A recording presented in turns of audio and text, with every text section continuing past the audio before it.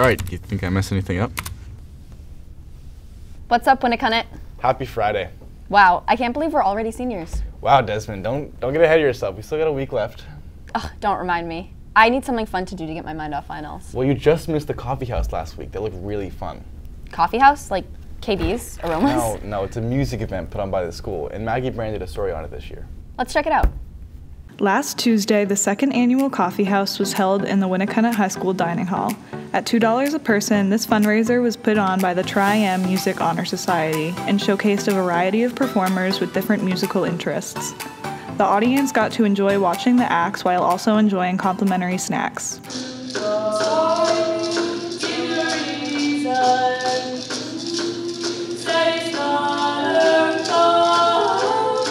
Though my heart is broken, it keeps breaking every day. Does anybody see? Is anybody waving back at me? The open mic night was a relaxed way for students to display their different musical talents and passions.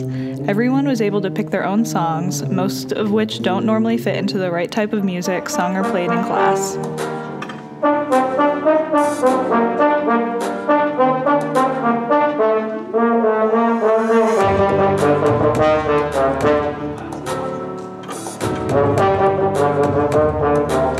You're mucking it up for the people that's in the streets.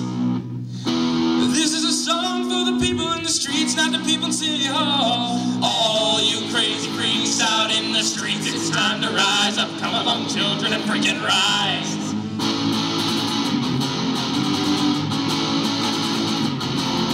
Over their years at Winnacunnet, Mr. Martin and Mr. Moore have worked hard to put on many excellent shows and fundraisers for the music department, one of which being the Coffee House. President of Tri-M, Senior Liam McNeil, says it was great to see Coffee House go from a conception to what it is now. Music, it means a lot to me. It's a way that I cope with anxiety and other things, and I think it's really great that I just get to come out here and share that feeling with other people.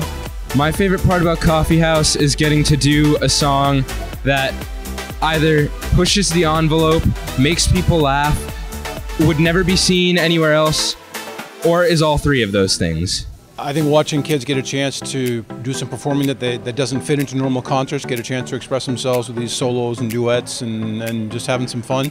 I performed one of my favorite songs of all time, and getting to do that live and with an audience was just good time. My favorite part is that this whole thing is student run, and Mr. Moore and I just get to sit back and watch everything. That's my favorite part. I decided to do it because music is what I love to do, and I love to spread it through the school, and also I just love to have fun with my friends when I'm doing my music. So it's a great chance for us to do something that we really want to do. Oh, it was great. It was excellent. We had a good crowd. A lot of students and parents turn out, especially some students that might not come to concerts otherwise came to this. So good to get some new faces here. Well, there you have it, Winnacunnet. If you missed the Coffee House this year, you missed out on a great time, so be sure to come by and check it out next year. For WHTV, this is Maggie signing out. Wow, that was really cool. I'm sad I missed it. Yeah, you should have been there. They sang some pretty great songs. The lyrics were so meaningful. Okay, well, didn't you and Parker just do a story on the meaning behind song lyrics? Yes, we did. Thanks to Genius.com for their in-depth lyric breakdowns. Let's check it. Wait, if it has to do with music, how much of the weekend did you put in? This one's weekend free. Maybe one song, but that's it, I promise. Typical. Hey Winnacunnet, it's Matt and Parker again with a story about music to kill some time during A-Lunch. This time we decided to make use of Genius.com and take a closer look at some of our favorite song lyrics. Although before research, we both took educated guesses as to what each lyric meant. We picked out different song lyrics that we're going to try to decipher here. First one comes from Post Malone's Psycho. Damn, I ain't be going psycho. Lil' mama bad like Michael. Can't really trust no. It's gotta be, it's some kind of jewelry, right? It's I have no idea. AP wrist, AP, it's something. It's not Arnold Palmer. Yeah. We know that. My mind went directly to advanced placement. Advanced placement? I don't think he's talking about that. Yeah. Lil' mama bad like Michael. His girlfriend is bad like Michael Jordan. Michael Jordan was bad at the sport of completely wrong. Basketball? No, I'm just kidding. You're thinking of the wrong famous Michael. Michael Jackson.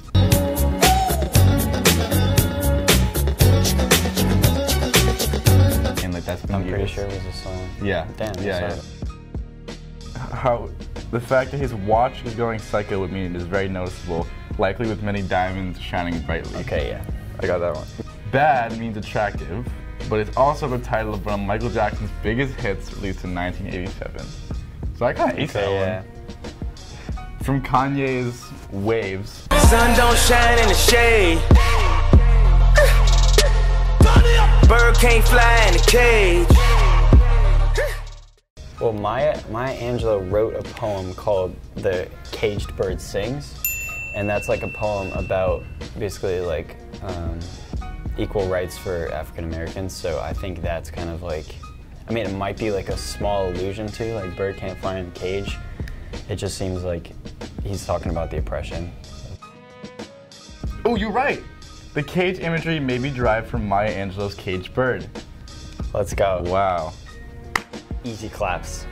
Oh, a favorite lyric of mine. I only called you when it's half-past, but the only time that So basically, he had like a rough day, right? Rough day, maybe like in the studio or something, or someone like hurt him personally.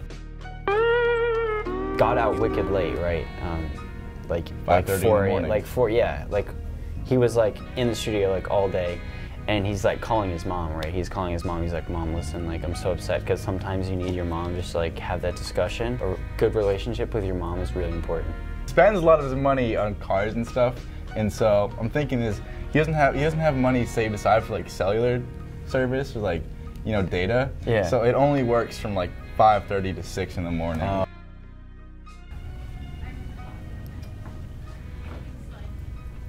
Oh. What? This is not what I thought that meant. That's all, folks. Thanks, Matt. I really needed to know what Post Malone's lyrics actually mean. Hey, you never know, Desmonito. Post is a poet, and that's an alliteration. Wow, I never knew you were so knowledgeable about figures of speech. Might shock everyone and graduate after all. Yeah, and before today's big graduation, night school had one of their own. On Tuesday, June 5th, graduation was held for Winnacunnet Evening School. 28 students walked the auditorium stage and received their diplomas to mark the end of their high school careers. The Winnacunnet High School Hampton Academy Alumni Association presented the Second Chance Award to Bruce Hamilton for his hard work and dedication throughout the program. Speakers of the night included Lori Cotter, Director Chris Oswald, Superintendent Robert Sullivan, and student speaker Tiana Rita. At the end of the ceremony, diplomas were presented by Superintendent Sullivan, Mr. McGowan, and Mr. Oswald, with the help of Mr. Spinney and Mr. Kobelarsik. Huge thanks to all the faculty that helped and attended the event, and congratulations to all the graduates. Proud of my night school homies. Yeah, not only is Winnacunnet home to scholars, but athletes too. And even the rare scholar athlete. Like Billy Powers. Who? Billy Powers? The guy who runs track and is incredible. Desmondito, have you ever heard of sarcasm? Jeez, of course I know who he is. Who doesn't? People that live under a rock, which sometimes I think you might. Just do your one shot. You want to pass the class, don't you? Once again, William Powers leaves us all in awe as he destroys hurdles and destroys times.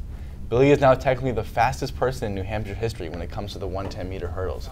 With a time of 13.93, he is the first to go under 14 seconds and simultaneously break the record, one that may just be untouchable for many years to come. Congratulations, Billy, and good luck tomorrow at the New England Championship. We'll be rooting for you. Wow, that's impressive. What a penny for every time we wrote a filler line like that into these scripts. I'd be disgustingly rich. Okay, enough of the filler transitions. This next story has been long awaited, and it's not one you'll want to miss. What story are you talking about? As his final parting gift to WHTV, Adel sat down with Mr. DeBoule himself and got the inside scoop on what goes on behind closed doors. Oh, this is exciting. Mr. DeBoule. This name brings about so many different emotions for so many people in our school. But who is this man really? I decided I'd take a look for myself. Adel Hyundai to Mr. DeBoule's office. Adel Hyundai to Mr. DeBoule's office.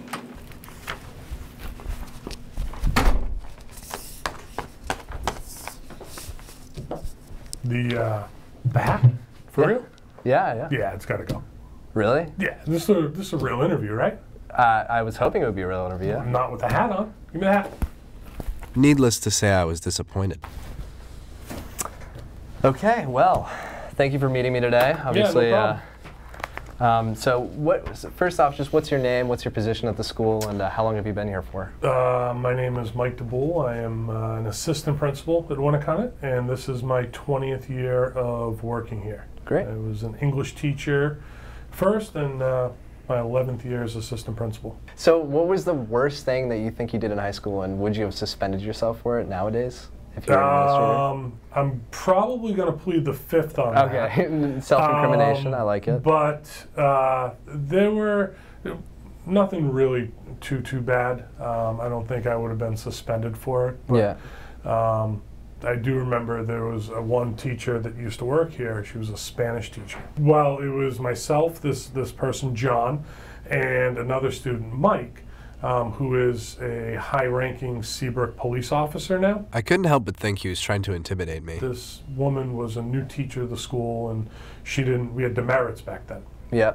She didn't understand how the demerit process worked. Like, she would fill out a demerit slip, and then she'd give it to us, and she never turned in the final part to the teachers front office. So that they knew. So by the end of the year, we had 64 demerits, which would have accounted for a lot of time after school. Yeah. And she said to us, boys, I hope you've learned your lesson.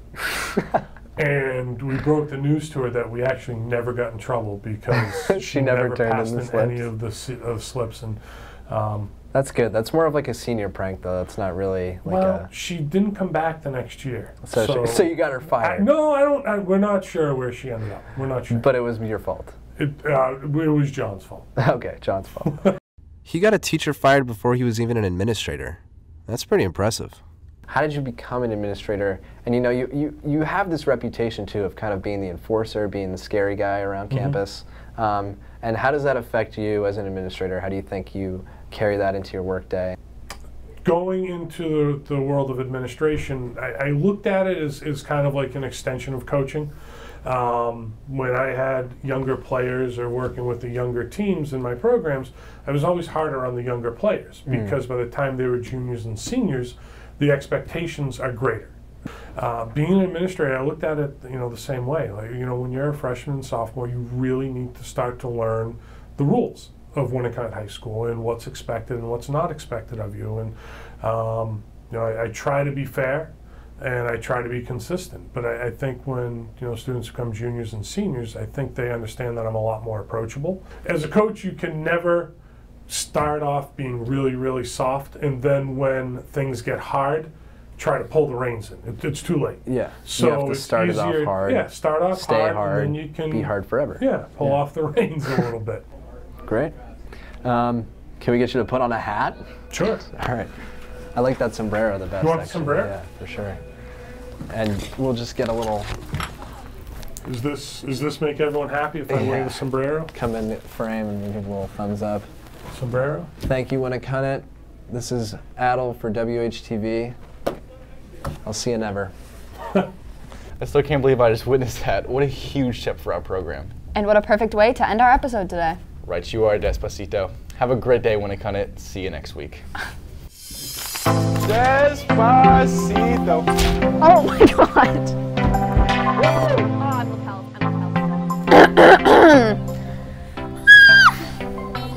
Coffee house. At the end of the ceremony, diplomas were presented. Diplomas. Anyone catch up? Diplomas. This is so long. This next story has been long awaited, and it's not one you'll want to miss. What story are you talking about? I feel like this needs to move faster. Hey, I'm just returning your call. I just want to say I love you and I miss you.